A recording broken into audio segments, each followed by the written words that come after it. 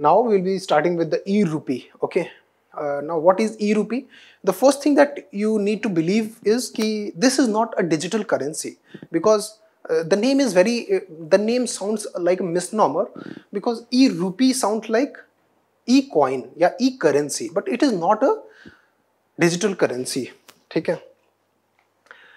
Some companies have launched digital currency. For example, Facebook.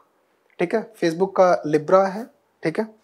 And ऐसी और कुछ countries ने भी लॉन्च किया है, and they have also started accepting payments in form of digital currency.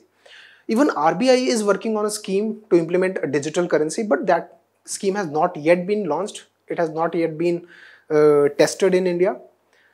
So we'll be focusing on this. This is e-rupee. This is not a digital currency. For the very important thing, the first thing that we need to remember is e-rupee is not a digital currency. Okay.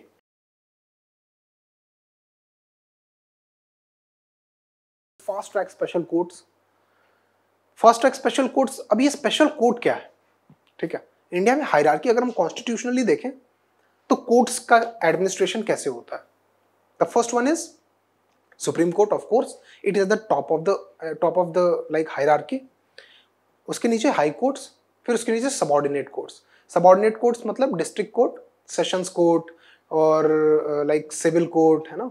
उसके बाद उसके नीचे मुंसिफ court. और ये एक hierarchy है जो अभी हम देखेंगे. ठीक है. सबसे ऊपर सुप्रीम कोर्ट, फिर हाई कोर्ट्स, फिर district court. District court is having two parts. The first one is civil court, the second one is sessions court. Civil court में सिविल मामलों की सुनवाई होती है. सेशंस कोर्ट में क्रिमिनल केसेस की सुनवाई होती है, लेकिन कहां? डिस्ट्रिक्ट लेवल पे. ठीक है.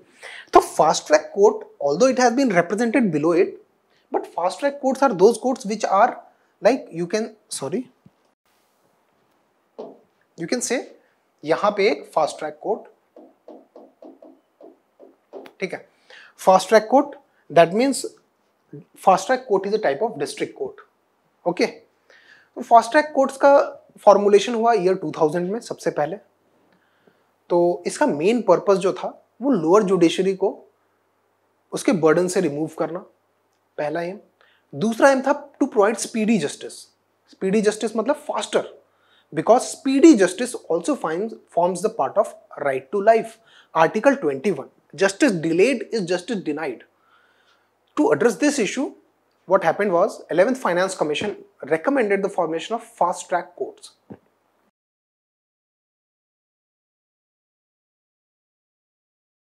Okay, another very important topic that we are going to take today is from polity. Again, fast track court भी polity से ही था. उससे पहले वाला social justice से, e-governance basically. No parliamentary privileges for vandalism. ठीक है. अब vandalism क्या होता है? Vandalism मतलब basically destruction of public property. तो no parliamentary privileges for vandalism. तो यहाँ पे दो इंपॉर्टेंट चीजें हमें समझने की जरूरत है. What are parliamentary privileges and when are they not available to the people who are entitled to such privileges? Okay.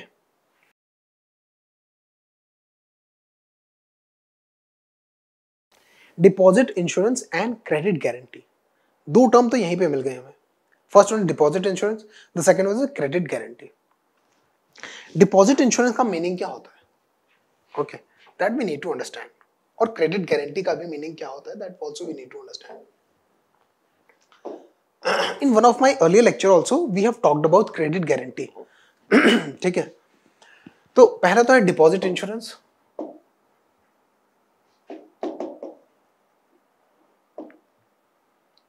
Very interesting story with respect to deposit insurance is, insurance fraud से related आपको बताऊंगा मैं अभी.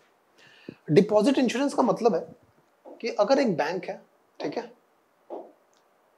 Bank में आपका deposit है, आप again XYZ बन जाते हैं, आपके 500 रुपए का डिपॉजिट है, फॉर एग्जांपल 5 लाख का डिपॉजिट है. तो बैंक क्या करेगा? आपके इस इन्वेस्टेड पैसे को बैंक लोन के फॉर्म में देगा. अब ये लोन बैंक का एसेट हो गया, ठीक है, और आपका डिपॉजिट जो हो गया वो बैंक की लायबिलिटी हो गई. तो बैंक क्या करेगा, आपका अर्निंग, बैंक की अर्निंग कहां से आएगी, इस लोन के इंटरेस्ट पेमेंट से बैंक अर्न करता है। अगर इफ यू कंसीडर कि the bank fails to generate enough revenue, या बैंक रन हो जाता है, या bank runs into a state of peril. Peril मतलब bank, if bank is not able to return, like अभी Punjab and Maharashtra cooperative bank के साथ हुआ, या येस बैंक के साथ हुआ, कि बैंक्स का एनपीए बहुत ज्यादा हो जाता है, for example non performing asset. अब एसेट हमने देखा कि क्या है, लोन है, ठीक है। नॉन परफॉर्मिंग एसेट मतलब ये लोन परफॉर्म नहीं कर रहा।